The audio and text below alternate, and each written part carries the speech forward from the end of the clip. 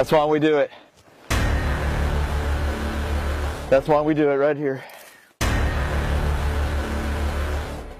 Make dreams come true.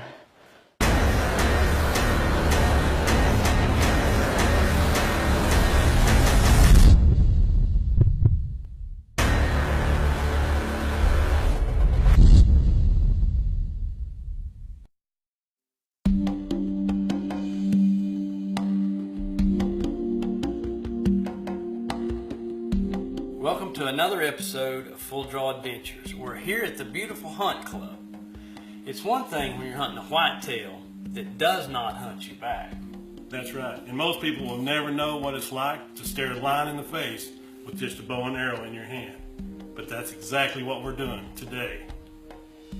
That's exactly right, Mike. Today we're headed to the Dark Continent with Bob and Dana, pro staffers for Full Draw Adventures, to hunt the king of the jungle, the lion. It's an episode you don't want to miss, and you'll not soon forget.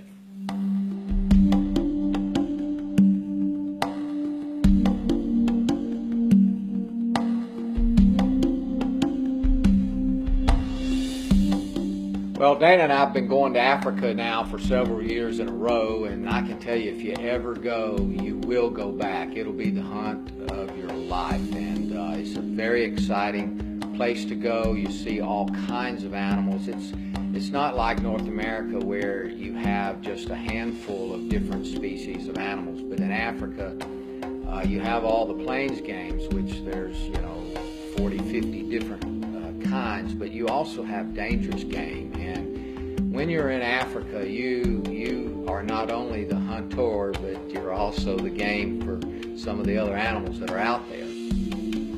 For about 35, 40 years, I've been wanting to shoot a male lion. I've never had the opportunity to do that. And I heard that this upcoming year they're looking at making it illegal to hunt lion with a bow.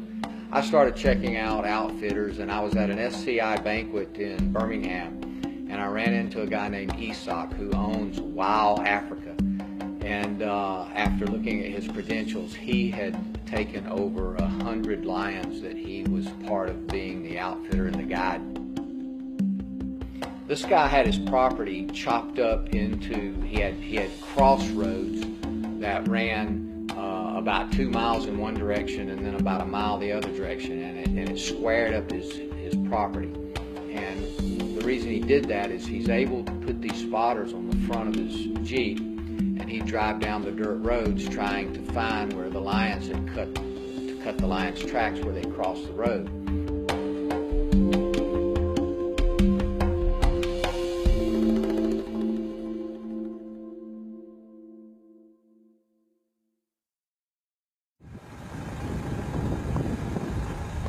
So once we cut those tracks, we drove around the blocks until we determined which block he was in, and we weren't cutting any more of his tracks. And at that point in time, we knew we had isolated it into a 2 mile by 1 mile block.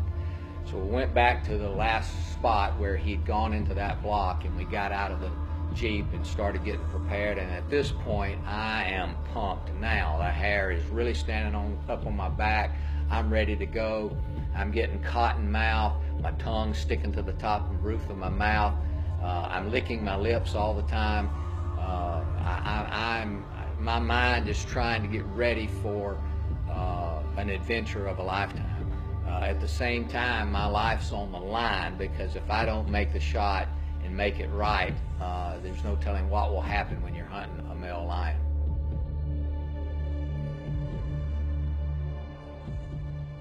Full Draw Adventures is brought to you by Black Eagle Arrows, superior carbon technology. Last Chance Archery, the ultimate in bow press technology. Just for Bucks, deceive your prey. Big Buck Plus, power the racks.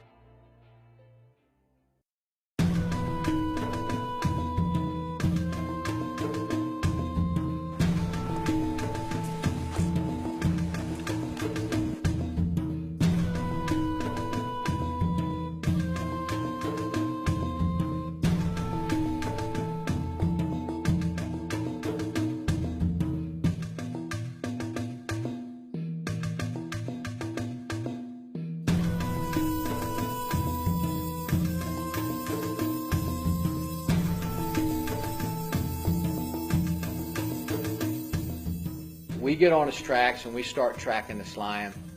And I can't remember exactly how long it was, but a good bit into tracking this lion, I'd say probably half a mile, Dana actually spotted the lion.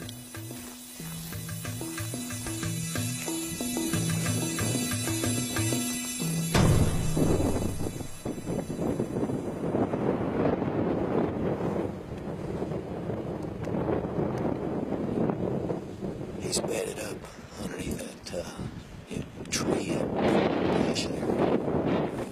The wind is whooping it up. It's making it difficult to hold a bow string. Hopefully it won't affect the air, but that's definitely going to be a part of this. The wind is whipping it up. It gotten on up into the day. It was pretty warm that day, and the lion had bedded up underneath a tree.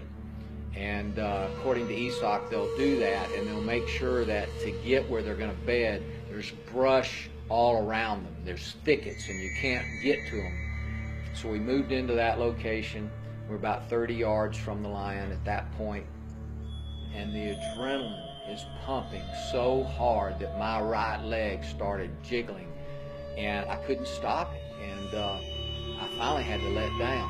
And once I let the bow down, I dug my foot in the ground, got all the sand, soft sand out from underneath my foot, put all my weight on my back leg, and then I drew back and I was able to stop my knee from shaking. I was able to get the pin solid on the animal, and I let that arrow fly.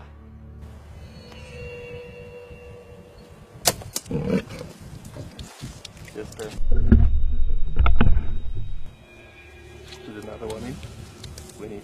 Not now, not now. Now.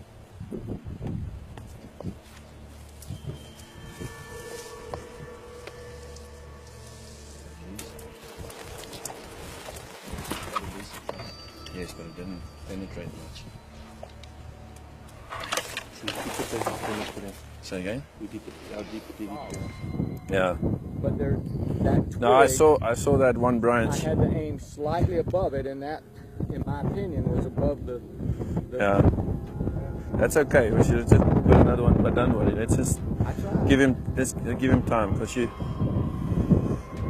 I think you hit a solid rib, because we didn't get much penetration on that. But hopefully it did go deep enough for the one lung. Yeah, it's at least that. No, then we should be fine. I got to tell you, being in Africa with a wounded lion and you're trying to blood trail him, if your senses aren't keener than they have ever been in your life, you're dead.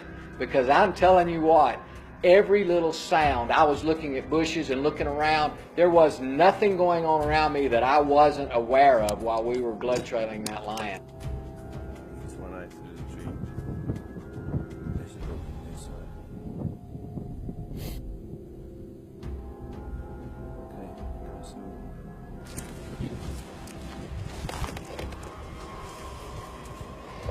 I'm starting to feel better about it now. There's some good blood on the ground.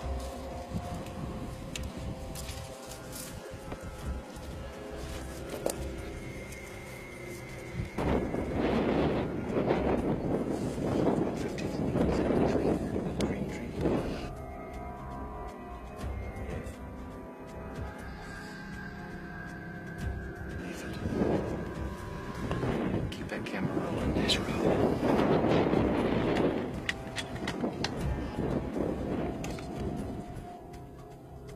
Okay, he's gonna come.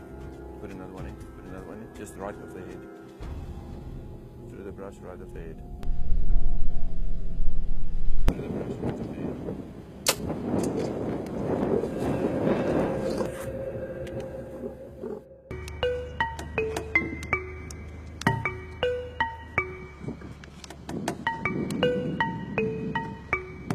So, couldn't wait for August to get there. Been to Africa many times, but we've never been on a lion hunt, and I'm telling you what, it's a totally different experience hunting an animal that actually hunts you. I've been on bear hunts, I've hunted rhino, buffalo, but this is absolutely totally different, because this is the king of the jungle, and we are not on the top of the food chain when we're hunting a lion. Well, we're on the first line that we've spotted. Whether or not we'll get a stalk, we're fixing to see. She knows we're here, and we're going to give her a few minutes to calm down, and hopefully we'll get downwind and get a stalk in on her. Wind is howling right now. We're getting gusts probably 25 or 30 miles an hour, so I guess we'll see. Bob, you did bring my extra pair of underwear and another pair of pants, didn't you? Just like on Bob's hunt, we started off on the Jeep and we were riding the roads looking for tracks. And just like on Bob's hunt, I spotted the line. We never cut a track. I spotted the line was on its feet, moving from left to right and heading into the brush. So we immediately stopped, started glassing, tried to figure out where the line was going. And it just so happened we had perfect wind for tracking this line. We got to where the line was, we found the tracks.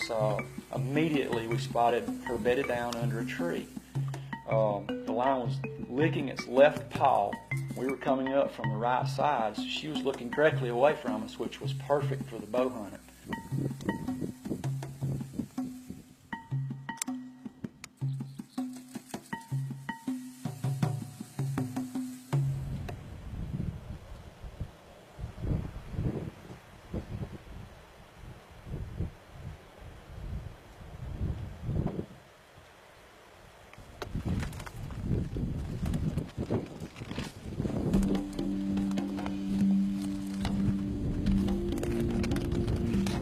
I tell you, when you draw back on something like a line, it is just so intense. It is tunnel vision.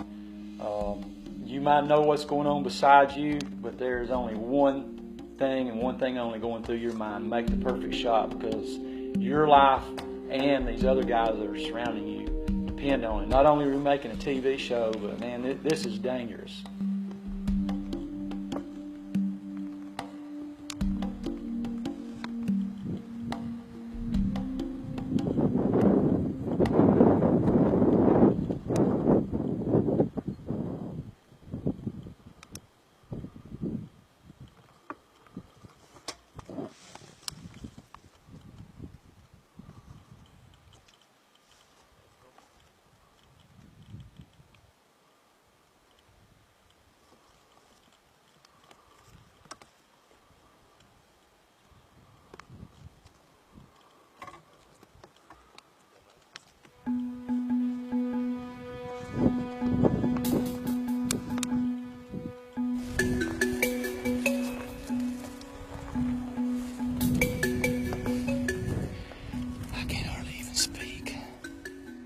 Most of the time when I'm hunting or filming, I get a large adrenaline rush. On this particular hunt, I had no adrenaline rush whatsoever until after the shot. I don't know, I've never been so in tune with nature as I was. I mean, I could see 200 degrees. My hearing, I could hear a cricket, you know, in the United States. It was pretty intense. But man, after the shot and after the line was down, I pretty much came to pieces. Congratulations. Yeah! One shot kill. Thank you, sir. Thank you. Very good. Thank you. That was very good, sir. Congratulations, Dana. Thank you, buddy. You put the slack on him, I'm going to tell you Esoc, what. man, Congratulations. thank you so much. Boy, y'all have a good place here, Esoc. That's Thank right. you. We're here in the Kalahari on the border of Botswana. Is that correct? That's correct, sir. And they have got the lines. And the bad thing about these is you might be hunting in. It could be hunting you. Hey guys, today's episode we're hunting in Africa. We want you to join the conversation. Head on over to the Full Draw Adventures Facebook page. And if you could hunt any African animal, which would it be? Esoc had told me ahead of time that the lion was going to know we were there because of the wind and because how many people there were. And he said, when a lion knows that he's being pursued and then he feels pain, which he's going to do when that arrow hits him, he's going to know who inflicted that pain, and there's a 90% chance he's going to charge you. So I already knew he's probably going to charge me. And I was trying to get mentally prepared for that, and I don't know how you get mentally prepared for a male lion to charge you. But he told me if you turn around and run, there's a 99% chance that lion is going to get on top of you. He said if I stood there and faced the lion, lions will be confused because every time they chase an animal or a prey, it's always running away from them and they're always attacking it from behind. If you stand and face him, it will confuse him, and there's a very high probability that he will stop and then go back the way he came. You know, when a lion's about to come, you can see his tail, and he does it like this on both sides of him, and he said the lion was doing that, and that is a sure sign that he's fixing to charge. Put another one in. Put another one in. Just right off the head. Through the brush right off the head. Through the brush right off the head.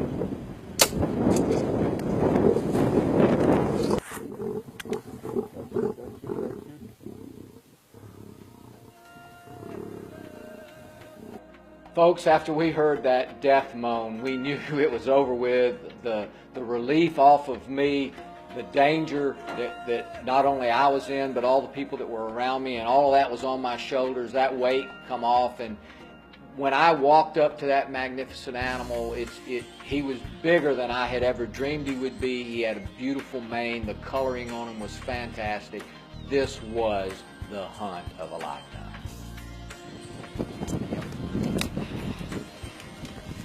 What a beautiful animal. Wow. Wow, what an animal. What an animal.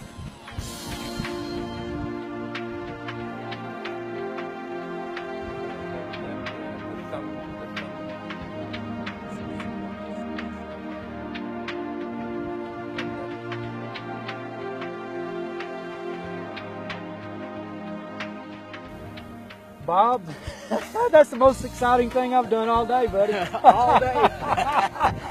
Isak, thank you so much. That's my pleasure, sir. That was adrenaline rush, folks. I'm gonna tell you, when this lion come charging at us, that's the most adrenaline pump at any 1 second I've ever had in my life. Well, I'll tell you what, I saw that tail doing this. I knew he was on his way, and 10 more yards, I would have had to put out the lead one. So. Gosh, 10 more yards and it wouldn't have been a bow kill, folks. But fortunately, he didn't come that last 10 yards, and now I've got an SCI record book with a bow. I guarantee you, this is a beautiful, beautiful, beautiful lion. We're hunting with Wow Africa. Mr. Isak, he is the owner, and folks, if you want to hunt a trophy, magnificent male full mane lion, he's the guy you want to contact. Call the number at the bottom of the screen. He'll be happy to hook you up, won't you, Isak? Anytime, anytime.